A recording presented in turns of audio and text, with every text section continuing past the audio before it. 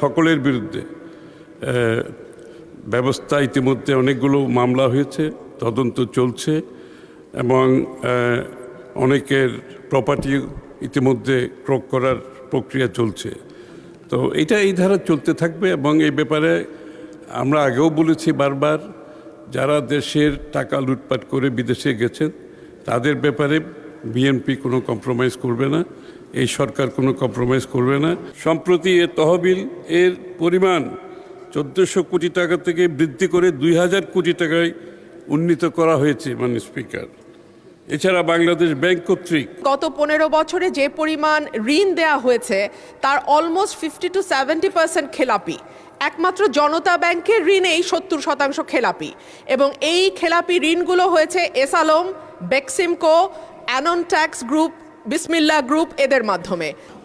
আর্থিক প্রতিষ্ঠান বিভাগ মন্ত্রী মহোদয়, অনুগ্রহ করিয়া বলিবেন কি ব্রাহ্মণবাড়িয়া 2-এর সরাইল, আশুগঞ্জ এবং বিজয়নগর উপজেলার আংশিক গ্রামীণ জনপদ এলাকায় কৃষিপণ্য সংরক্ষণ, হিমাগার নির্মাণ ও কৃষিভিত্তিক শিল্প স্থাপনে স্বল্প সুদে দীর্ঘমেয়াদী ঋণ সুবিধা চালুর কোনো পরিকল্পনা আছে কিনা?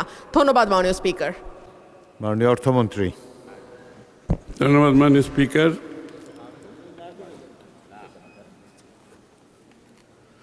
না বলবো কেন? হ্যাঁ, মাননীয় স্পিকার আপনাকে ধন্যবাদ। দেশের গ্রামাঞ্চলে কর্মসংস্থান সৃষ্টি ও দারিদ্র্য বিমোচনের লক্ষ্যে কৃষিখাতের পণ্য প্রক্রিয়াজাতকরণ, শিল্প স্থাপন ও তৎসংক্রান্ত সহায়ক সেবা প্রদানকারী প্রতিষ্ঠানসমূহের জন্য বাংলাদেশ ব্যাংকের নিজস্ব অর্থায়নে 2000 কোটি টাকার কৃষি পণ্য প্রক্রিয়াজাতকরণ শিল্প স্থাপনে পুনঃ অর্থায়ন তহবিল চলমান রয়েছে।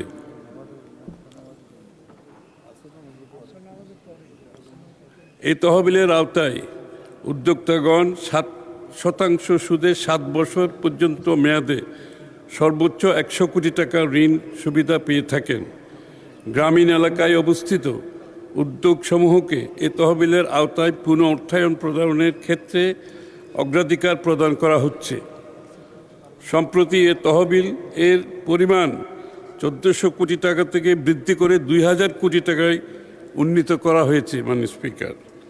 এছাড়া বাংলাদেশ ব্যাংক কর্তৃক 2008-6-2026 তারিখে দেশের খাদ্য নিরাপত্তা নিশ্চিতকরণে কৃষি উৎপাদন বৃদ্ধি এবং কর্মসংস্থান সৃষ্টির লক্ষ্যে কৃষি ও পল্লী খাতের জন্য 10,000 কোটি টাকার একটি পুনঃ অর্থায়ন স্কিম গঠন করা হয়েছে। তাছাড়া কৃষি খাতে উৎপাদন বৃদ্ধির লক্ষ্যে নিম্নলিখিত কার্যক্রম পরিচালিত হচ্ছে। প্রতি বছর বাংলাদেশ ব্যাংক কর্তৃক কৃষি ও পল্লী ঋণ নীতিমালা ও কর্মসূচি ঘোষণা করা হয়ে থাকে। উক্ত কর্মসূচির আওতায় 2025-26 অর্থবছরে তফসিলি ব্যাংকসমূহ কর্তৃক কৃষি খাতে ঋণ বিতরণের জন্য 39,000 কোটি টাকা লক্ষ্যমাত্রা নির্ধারণ করা হয়। ব্যাংকসমূহ কর্তৃক আমদানি বিকল্প ফসলসমূহে ডাল, তেলবীজ, ভুট্টা, মশলা জাতীয় ফসল চাষে মাত্র 4% রেয়াতি হার সুদে ঋণ বিতরণ করা হচ্ছে। এক্ষেত্রে সরকার কর্তৃক ঋণ প্রদানকারী ব্যাংকসমূহকে বাংলাদেশ ব্যাংকের মাধ্যমে সুদ ভর্তুকি প্রদান করা হয়। বাংলাদেশ ব্যাংক এসিডি সার্কুলারের মাধ্যমে গম ও ভুট্টা উৎপাদন বৃদ্ধিকল্পে 1000 কোটি টাকার একটি বিশেষ পুনঃ অর্থায়ন স্কিম গঠন করা হয়েছে। উক্ত স্কিমের আওতায় কৃষক পর্যায়ে ঋণের সুদ হার 4%। এ সকল তহবিল সারা দেশের জন্য প্রযোজ্য বিধায় বর্তমানে পৃথকভাবে ব্রাহ্মণবাড়িয়া 2-এর সরাইল, আশুগঞ্জ এবং বিজয়নগর উপজেলার আংশিক উপজেলার গ্রামীণ জনপদ এলাকার কৃষিপণ্য সংরক্ষণ, হিমাগার নির্মাণ ও কৃষিভিত্তিক শিল্প স্থাপনে স্বল্প সুদে দীর্ঘমেয়াদী ঋণ সুবিধা আলাদা করে করার প্রয়োজন নাই মাননীয় স্পিকার। আপনাকে ধন্যবাদ। মাননীয় সদস্য রুমিন ফারহানা একটি সম্পূরক প্রশ্ন করতে পারেন। মাননীয় স্পিকার, আপনাকে ধন্যবাদ। মাননীয় স্পিকার, আমাদের যে রাষ্ট্রায়ত্ত ব্যাংকগুলো সোনালী, রূপালী, জনতা, অগ্রণী ব্যাংক, বেসিক ব্যাংক, এই সবগুলো ব্যাংকের মোটামুটি গত 15 বছরে যে পরিমাণ ঋণ দেয়া হয়েছে তার অলমোস্ট 50 to 70% খেলাপি। একমাত্র জনতা ব্যাংকের ঋণেই 70% খেলাপি এবং এই খেলাপি ঋণগুলো হয়েছে S Alam, Beximco, anion tax group, বিসমিল্লাহ গ্রুপ এদের মাধ্যমে।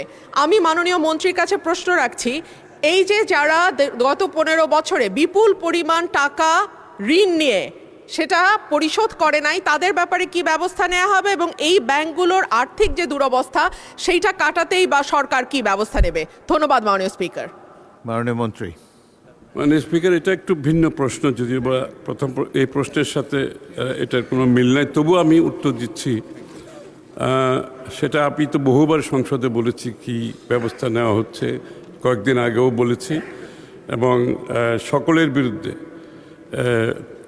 ব্যবস্থা ইতিমধ্যে অনেকগুলো মামলা হয়েছে, তদন্ত চলছে এবং অনেকের প্রপার্টি ইতিমধ্যে ক্রয় করার প্রক্রিয়া চলছে। তো এই ধারা চলতে থাকবে এবং এই ব্যাপারে আমরা আগেও বলেছি বারবার, যারা দেশের টাকা লুটপাট করে বিদেশে গেছেন তাদের ব্যাপারে বিএনপি কোনো কম্প্রোমাইজ করবে না, এই সরকার কোনো কম্প্রোমাইজ করবে না এবং এই ধারা অব্যাহত থাকবে। এটা তো বহুবার তথ্য দিয়েছি আমি সংসদে, কি ব্যবস্থা নিয়েছি সেই তথ্য, বিস্তারিত তথ্য দিয়েছি এই সংসদে, এবং সুতরাং এই ধারা অব্যাহত থাকবে।